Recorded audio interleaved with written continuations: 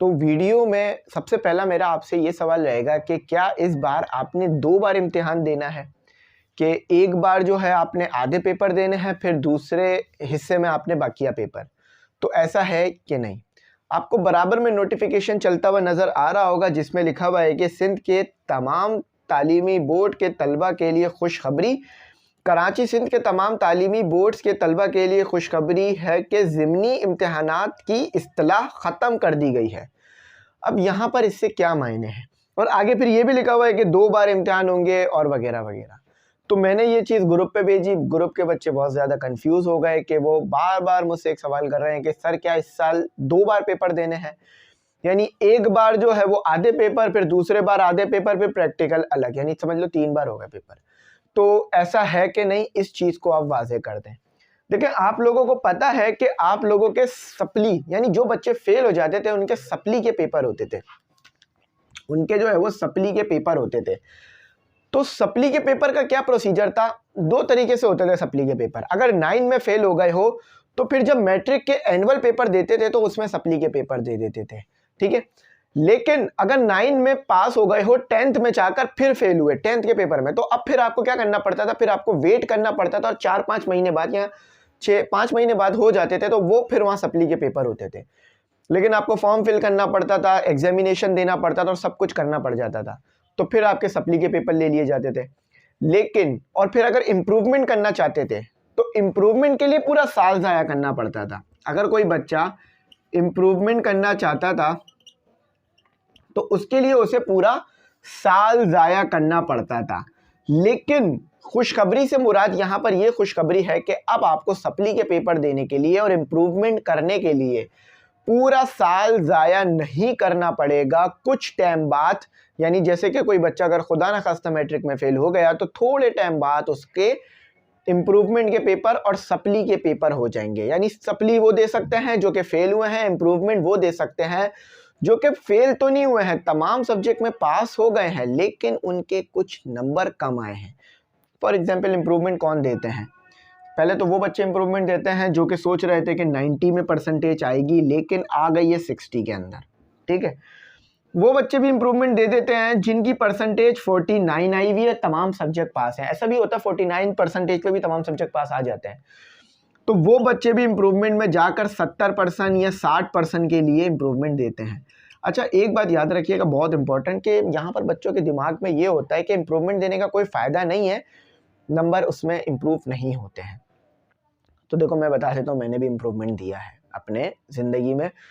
मैंने first year second year में improvement दिए थे, उसके लिए मुझे 1 साल ज़ाया करना पड़ा था, लेकिन मैंने इम्प्रूवमेंट दिए थे और उसमें मेरी परसेंटेज जो है वो 79 तक चली गई थी, ठीक है। कहाँ से गई थी 79 ये नहीं बता रहा, लेकिन 79 तक चली गई थी।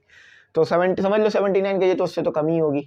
तो इम्प्रूवमेंट में इम्प्रूव होता है, और मैंने उसी 1 साल में इतना पढ़ा था कि जितना अपनी पूरी ज़िंदगी में नहीं पढ़ा।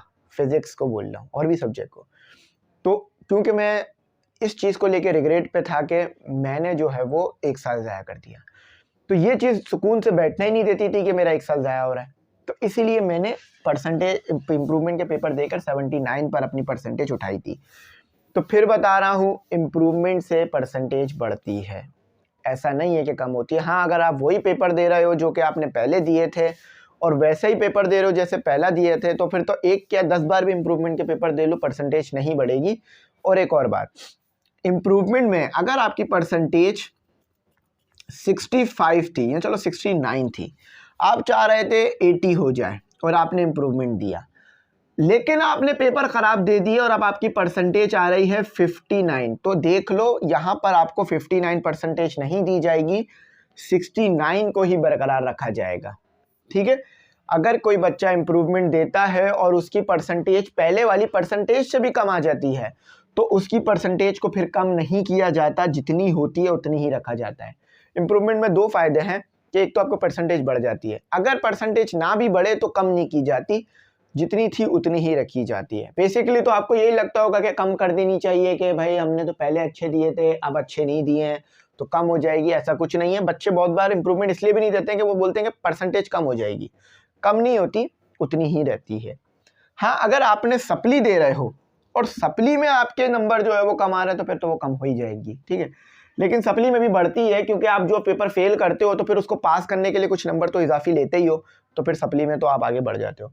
अच्छा, याद रखना सप्ली में इंप्रूवमेंट के लिए कोई चांस नहीं होता है। ऐसा नहीं हो सकता कि भाई आपकी एक सप्ली है लेकिन आप कुछ इस तरह से फॉर्म भर दो कि 3 पेपर दे दो ताकि आपकी इंप्रूवमेंट भी हो जाए और सप्ली भी पास हो जाए। ऐसा कोई हिसाब किताब नहीं है। हो सकता है अच्छा हिसाब किताब है कि भाई बच्चा अगर एक पेपर देने आ ही रहा है तो 2 और दे दे ताकि उसके नंबर भी इंप्रूव हो जाए और वो वैसे भी बच जाए। ऐसा भी कोई हिसाब नहीं है। सप्ली जिस पेपर की है बस उसी पेपर की सप्ली दोगे, चाहे एक पेपर हो या 2। इसके अलावा और सप्ली प्रैक्टिकल में भी लगती है, याद रखिएगा। मैं कुछ ऐसे बच्चों को जानता हूं जिनके प्रैक्टिकल में एब्सेंट आ गई, परसेंटेज 79 है लेकिन पेपर रुका हुआ आ गया। क्यों? क्योंकि उनका प्रैक्टिकल एब्सेंट आ गया, ठीक है। तो ये चीज़ को आपने याद रखना है। अच्छा, अब यहाँ पर मैं बताता हूँ कि ये नोटिफिकेशन कह क्या रहा है। देखो भाई, ये नोटिफिकेशन ये कह रहा है कि अब आपको सप्ली देने के लिए, सप्ली या तो कोई बच्चा सप्ली दे रहा होगा या तो इम्प्रूवमेंट दे रहा होगा। सप्ली और इम्प्रूवमेंट देने के लिए पूरे साल इंतज़ार नहीं करना पड़ेगा। 3-4 महीने बाद सेम ईयर में आपके पेपर दोबारा हो जाएंगे, ठीक है। सप्ली देने के लिए पूरा साल इंतज़ार नहीं करना पड़ेगा, सेम ईयर में आपके पेपर दोबारा हो जाएंगे। जैसे कि आपने 2022 में एनुअल पेपर दिया, ठीक है, यहाँ लिख देता हूँ। 2022 में आपने एनुअल पेपर दिया लेकिन सप्ली लग गई या तो फिर नंबर कम आए। अब 2022 में दिया था आपने, ठीक है, चलो 2023 ले लेते हैं क्योंकि इस साल नहीं था ऐसा कुछ। तो 2023 में दिया तो अब आप सप्ली और इम्प्रूवमेंट दोनों 2023 में दोबारा दे सकते हो और पास कर सकते हो और अपने नंबर को इम्प्रूव कर सकते हो। तो ये चीज़ देख लो, सेम ईयर को डिनोट कर रही है कि सेम ईयर में आप एनुअल, अब उसे सप्ली का एग्जाम नहीं कहा जाएगा। यहाँ पे ये लिखा है कि उस एग्जाम को सप्ली या इम्प्रूवमेंट का एग्जाम नहीं कहा जाएगा, बस कि उस एग्जाम को एनुअल ही कहा जाएगा। उस एग्जाम को एनुअल ही कहा जाएगा, ठीक है, याद रखना।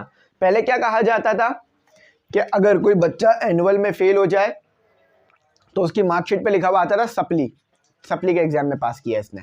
लेकिन अब सप्ली नहीं लिखा आएगा, पर एनुअल ही लिखा हुआ आया करेगा।